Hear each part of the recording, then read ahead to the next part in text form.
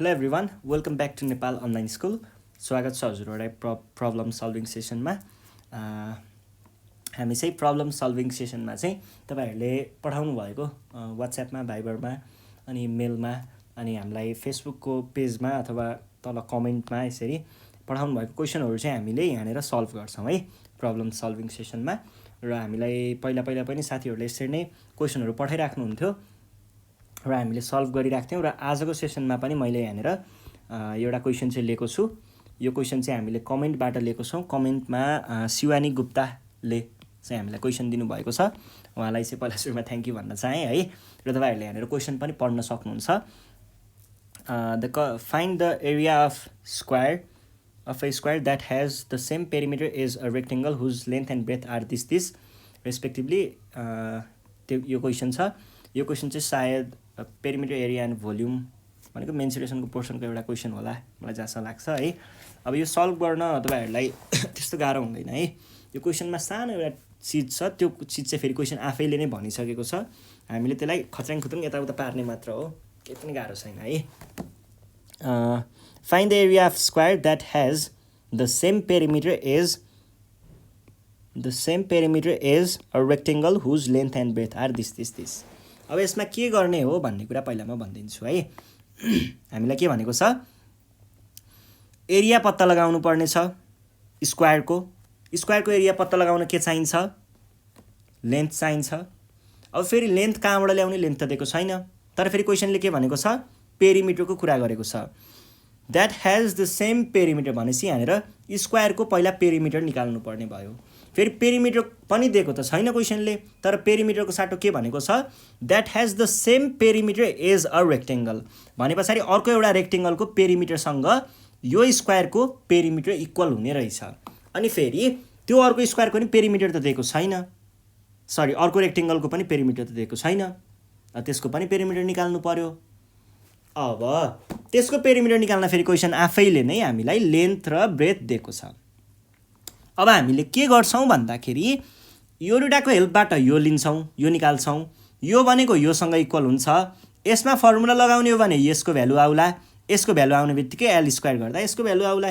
Easy हैन, सकियो। यो क्वेशन सकियो, सल्भ गरि सकिन्छ है। ल यहाँ सुरुमा के भनेको छ, here length of rectangle equals to के दिएको छ, 18 सेन्टिमिटर दिएको थियो सायद। अनि ब्रेथ कति दिएको छ,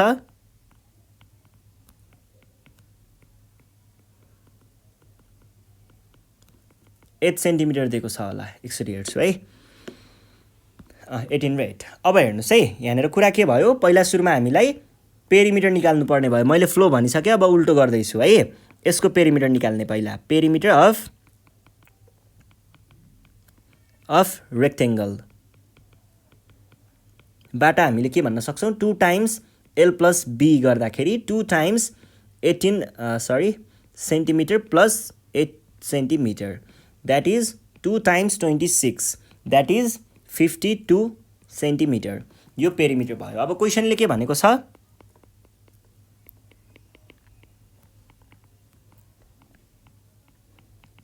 क्वेशनले भने अनुसार चाहिँ पेरिमिटर अफ रेक्टेंगल र पेरिमिटर अफ स्क्वायर एउटै छ भनेपछि मैले के भन्न पाएँ त, perimeter of square equals to perimeter of rectangle भनेर भन्न पाएँ नि हैन। यो भन्न क्वेशनले भनेको कुरा त हो नि।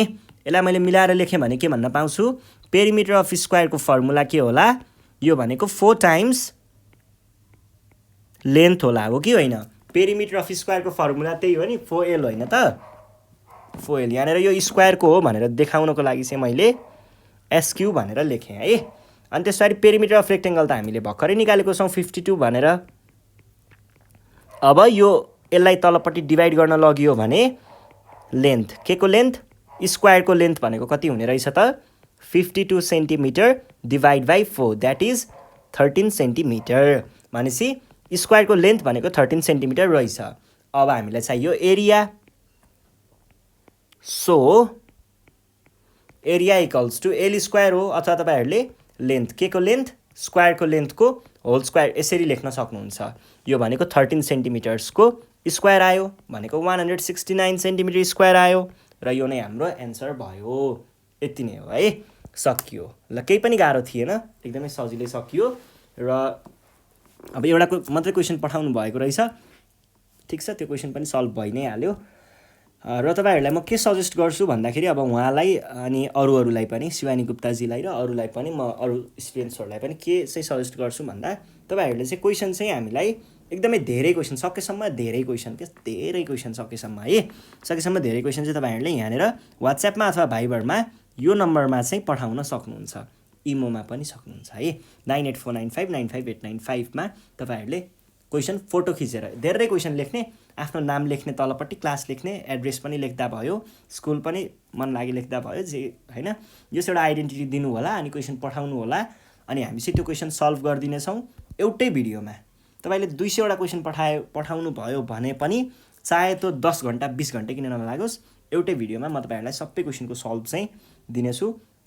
यति भन्दै आजको सेसनबाट चाहिँ नेपाल अनलाइन स्कुल बिदा माग्न चाहन्छ र जाँदै शिवानी गुप्ताजीलाई चाहिँ थ्याङ्क यू भन्न चाहेँ। Thank you, by by.